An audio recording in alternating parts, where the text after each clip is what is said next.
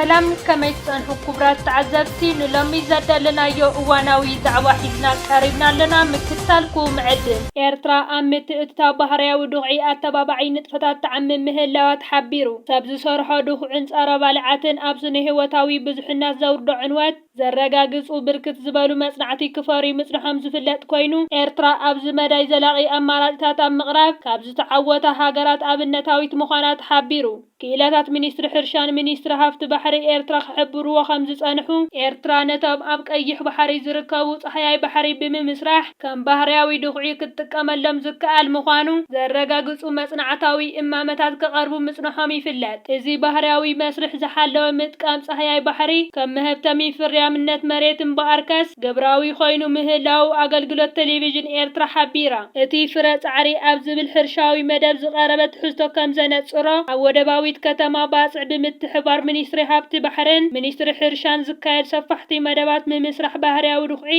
ካብ ጸሓያይ ባሕሪ ብጽቡቕ ይዕመም ምህላው ተሓቢሩ እዚ ኸኣ ሕርሻዊ ዕማማት ከም ብርቂ ተራእዩ ዝግለጽ ኣከባብያዊ ፈጠራውነት ኣብ ምህብታም ፍርያምነት መሬትን መረጋጋጽ ኣፍራይነትን እወታዊ ኣበርክቶ ዝጻወት ምዃኑ ክኢላታት ይገልጹ ቀንዲ ምንጪ ናይዚ ስነ ህይወታዊ ቁመና ጸጋታት ባሕሪ ዘይርብሽን ኣብ ምህብታብ ሕርሻዊ እቶት ድማ ኣተባባዒ ዝኾነ ብርቂ ኣከባብያዊ ምህዞ እቶም ካብ ላዕለዋይ ትካል ትምህርቲ ኤርትራ ኣብ ተዛመድቲ ዓውድታት ዝተመረቑ ተምሃሮ ምንባሩ ዝገልጽ እዚ ሓበሬታ ብስም ኣፍራይነት ናይዚ ፈሳሲ ድኹዒ ዓበይቲ ፕሮጀክታት ኣበጋጊሱ ምህላው የረድእ ኣወሃድቲ ናይዚ ፕሮጀክት ከም ዝሓበርዎ እዚ ብሓገዝ ሚኒስትሪ ሃብቲ ባሕሪ ኣብ 2019 ዝተበገሰ መደብ ብውሑድ ዓቐን ድሕሪ ምጅማር ኣብ 2021 ዕማማቱ ብምስፋሕ ናብ ንጡፍ ኣፍራይነት ምስግጋሩን ብውህድ ምስ ሚኒስትሪ ሕርሻ ኣብ ወደባዊት ከተማ ባጽዕ ዓብዪ ናይ መመስርሒ ማእከል ክሰርሕ ከም ዝኸኣለ ይጠቕሱ እቲ 60 ሊትር ብምፍራይ ዝተጀመረ መስርሕ ምስናዕ ናይ ፈሳሲ ድኹዒ ካብ ጸሓያይ ባሕሪ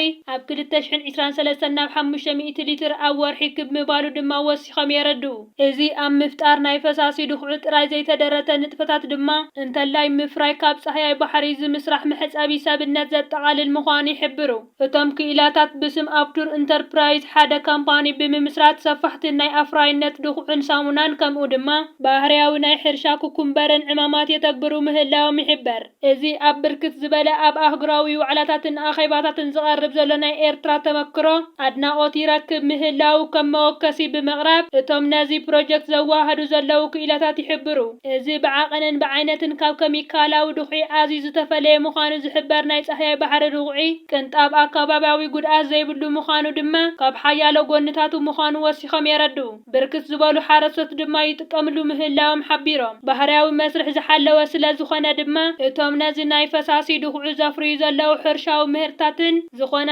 ዓይነት ጥዕናዊ ጸገም ክፈጥር ዘይክእል ምዃኑ ድማ እቲ በዞም ክኢላታት ዝቐረበ ስነ ፍልጠታዊ ርእይቶታት የረጋግጽ ነዚ ካብ ጸሓያይ ባሕሪ ዝተመስርሐ ባህርያዊ ድኹዒ ብምጥቃም ኣብ እቶታውነት ናይ ድንች ምህርቶም ካብ 20 እስካብ 50 ሚእታዊት ወሰኽ ምርኣይ ዝሓበረ ካብ ተጠቀምቲ ዝኾነ ኣብነታዊ ሓረስታይ ኣከባብያዊ ውሕስነቱ ዘረጋገጸ ምዃኑ ብምሕበር ኣብ መላእ ሃገር ክዝርጋሕ ተማሃጺኑ ኣብ ምፍጣር ሸቕሊ እውን እንተኾነ ገዚፍ ኣበርክቶ ይገብር ምህላው ዝተገለጸ እዚ መስርሕ ምልውዋጥ ጸሓያይ ባሕሪ ባህርያዊ ናይ ፈሳሲ ድኹዒ ኣብቲ መስርሕ ብኣማኢት ዝቝጸራ ደቂ ኣንስትዮ ተሳተፍቲ ኮይነን ምህላውን እውን ተሓቢሩ ኣብ ከም ሕርጊ ጎዙላ ኣምበረምን ሓሊባይን ዘለዋ ደቂ ኣንስትዮ ድማ ዕለታዊ ጸሓያይ ባሕሪ ብምቕራብ ኣፍራይነት ቁጠባዊ ተራ ይጻወታ ምህላውን ክፍለጥ ተኻኢለሎ እዚ ኣብ ብርክት ዝበሉ ሓረስቶት ኣፍረይቲ ጀርዲንን ልዑል ተቐባልነት ረኺቡ ዝርከብ ዘሎ ፍርያት ናይ ፈሳሲ ድኹዒ ኣህጉራዊ መለክዒታት ዘማልአ ምዃኑ ኣካየድቲ ናይዚ ፕሮጀክት ይሕብሩ ምዝ ንጥፈታት ዝተኣሳሰር ዕማማት ዘለወን ትካላት ውድብ ሕቡራት ሃገራት ኣብ ኤርትራ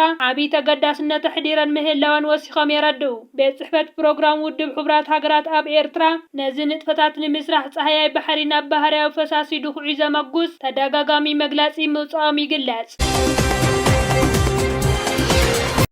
ባንኪ ልምዓት ኣፍሪቃ ኣብ ኤርትራ ወፍሪ ይገብር ምህላው ኣፍሊጡ ባንኪ ልምዓት ኣፍሪቃ ከም መቐጸልታ ናይቲ ኣብ ኤርትራ ክገብሮ ጸንሐ ናይ ሽርክነታዊ ምትሕብባር ሕጂ ድማ ኣብ ገጠራት ዞባ ገሽባርካ ዝውዕል ብቑዕ ቀረብ ኤሌክትሪክ ንምውሓስን ኣብ ቁጠባ ኤርትራ ዓብዪ ተራ ንምጽዋትን ናይ $58 ሚልዮን ወፍሪ ከም ዝገበረ ኣፍሊጡ ባንኪ ልምዓት ኣፍሪቃ ኣብ 18 ለካቲት ናይ ዝሒዝናዮ ዘለና ዓመት ብቑዕ ዝርግሐ ኤሌክትሪክ ንምርግጋጽን ቀረብ ኤሌክትሪክ ንምውሓስን ኣብ ደቡባዊ ደቡባዊ ምዕራብ ናይ ዝርከባ 3 ከተማታት ናይ ዞባ ጋሹባርካ 58.04 ሚልዮን ዶላር ወፍሪ ክገብር ከም ዘጽደቐ ተገሊጹ። መንግስቲ ኤርትራ ማሕበራዊ ኣገልግሎታት ንምስፋሕ ኣብ ዝገብሮ ዘሎ ጻዕሪ ኣብ ማሕበራዊ ፍትሒ ዘተኮረ ዝኽተሎ ኣገባብ ዝርግሐ ዝያዳ ኣብ ገጠራት ኣዲቡ ይሰርሕ ከም ዘሎ ዝፍለጥ ኮይኑ ምስ ዝተፈላለዩ መሻርክቲ ብምዃን ንዝርግሐ ኤሌክትሪክ ካብ ነዳድን ሞተርን ወፂኡ ኣብ ጸሓያዊ ጸዓት ዘተኮረ ወፍሪ ይገብር ምህላው ተሓቢሩ።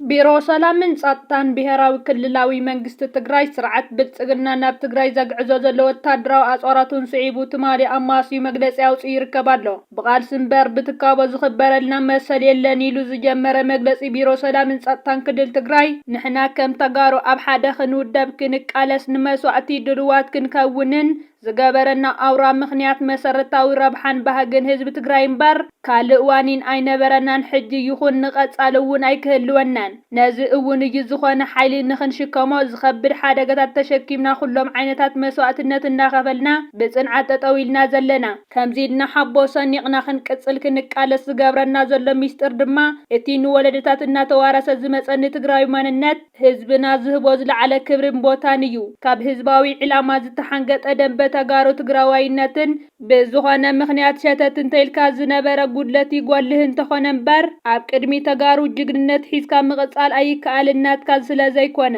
ካብዚ መሰረታዊ ሓቂ እዚ ብምበጋስ ኣብዚ እዋን ከም ሰራዊት ትግራይ ፈታዊ ጸላእን ክፈልጠልና እንደልዮ ነገራት ህዝቢ ትግራይ ከቢድ መስዋዕትነት ከፊሉ ዘረጋገጾም መንነቱ ኩሎም ብሄራዊ ክብርታቱ መረበቱን ተመንጢሉ ኣብ ከቢድ ናይ ህልውና ሓደጋ ወዲቑ ከም ዘሎ ንኹሉ ግልጺ ኣብ ዝኾነሉ ዘሎ እዋን ዘለዎ መማረጺ እዚ ሓደጋ ብሰላማዊ መንገዲ ምፍታሕ እዩ። ንሰላም ክበሃል ክብርኻ መንነትካን ላዕላዊ ግዝኣትካን መረበትካን የሕሊፍካ መሃብ ግን ትማለ ኣይገበሮን። ሎሚ ይኹን ጽባሕ እውን ክገብሮ ዝጽበ ወገን እንተሃልዩ ዘይከውንን ዘይጭበጥን ሕልሚ እዩ። ነዚ ስምምዕ ዝፈረሙ ሕጋዊ ኣካላት ብምምንጣል ንውልቀ ሰባት ብምሃብ ናብ ሓደጋ ክወድቕ ምግባር ሓድነት ህዝቢ ትግራይ ብምክፍፋል ትግራይ ክትዳኸም ነንባዕልና ክንታኾስን ዝዓለመ በጀት ሰብን መዲብካ ምስራሕ ንትግራይ ብኹሉ ዓጺኻ ብቴክኖሎጂ በዝሒ ሰራዊት ጋዕገል ጠምን ኣጽዋርን ብምፍርራሕ ክተንበርክኾ ምምኳር ተወሳኺ ህልቂት ምዕዳም እምበር ህዝቢ ትግራይ ምስዓር ከም ዘይከኣል ብተግባር ተመኪሩ ዝተረጋገጸ እዩ።